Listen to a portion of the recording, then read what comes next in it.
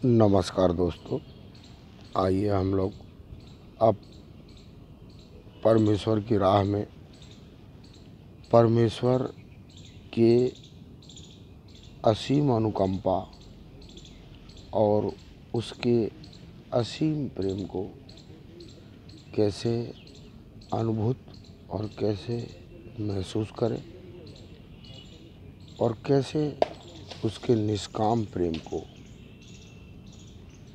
हम लोग अपने गले से लगाएं और आभार व्यक्त करें और अपने रोम रोम को पुलकित करें, क्योंकि उसने हमें हमेशा निष्काम प्रेम से ऐसा नवाजा है और वो सदा ही अपने समस्त बच्चों को, जीव जंतु, पेड़ पौधे, पशु पक्षी, प्राणियों को समभाव में पालता है। तो दोस्तों, कि जैसा हम मानव अगर सोचें गहराई से उस परमेश्वर के प्रेम को, तो परमपिता परमेश्वर ने मुझे या आप सबको इस धरती पर लाने से पहले सोचो, उसने एक पिंड बनाया,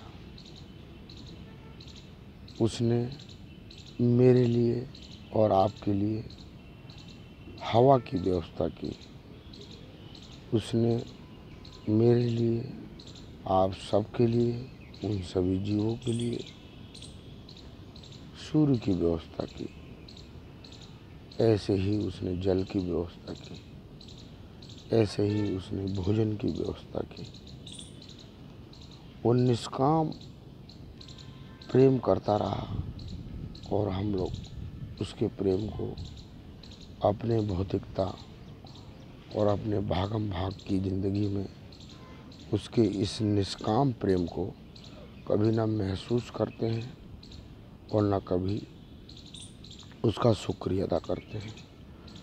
तो दोस्तों, परमपिता परमेश्वर को कितना दुख होता होगा कि जिस परमपिता परमेश्वर ने मुझे पालने के लिए और मुझे अपना प्रेम देने के लिए मेरे लिए इतनी बड़ी सृष्टि की रचना की, ताकि मेरा बच्चा इस जहां में आए तो सुखी रहे और मेरे बनाई हुई चीज़ों का आनंद ले और मुझे भी उसी प्रकार प्रेम दे। लेकिन अनायास ऐसा हो नहीं पाता है दोस्तों। हम लोग आजकल अपने भौतिकतावाद और भागम भाग, ज्ञान, ध्यान, नाम, जप, तप के चक्कर में उसके मुख्य रूप और उसके मुख्य प्रेम को भूले बैठे हैं।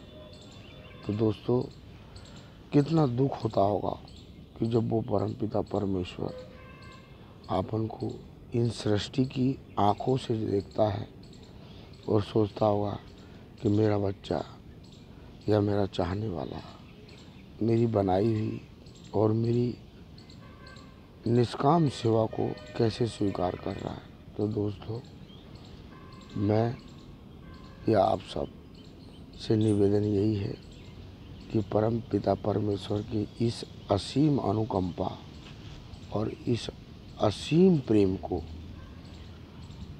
अपने रोम रोम में धारण कर लें और आपका रोम रोम पुलकित होता रहेगा जब मैं सोचता हूँ कि परमपिता परमेश्वर ने मुझे इस जहां में लाने के लिए इतनी बड़ी रचना की। तो क्यों न मैं भी उसका शुक्रिया अदा करूं और कोशिश करूं कि उसके प्रेम में समाहित होके तन मन धन से उसके प्रेम को पाऊं, ताकि जितनी जल्दी हो सके परमपिता परमेश्वर का मैं एक अच्छा बेटा बन सकूं। तो आप सभी से निवेदन है दोस्तों, उसकी इस बनाई हुई सृष्टि की कोई कीमत नहीं है, यह अनमोल है। ये शरीर भी इसी अनमोल रत्न का हीरा है। इस परमपिता परमेश्वर कि वो नायाब तस्वीर है जिसमें वो स्वयं बैठकर पूरी सृष्टि का आनंद ले रहा है, बोल रहा है, देख रहा है।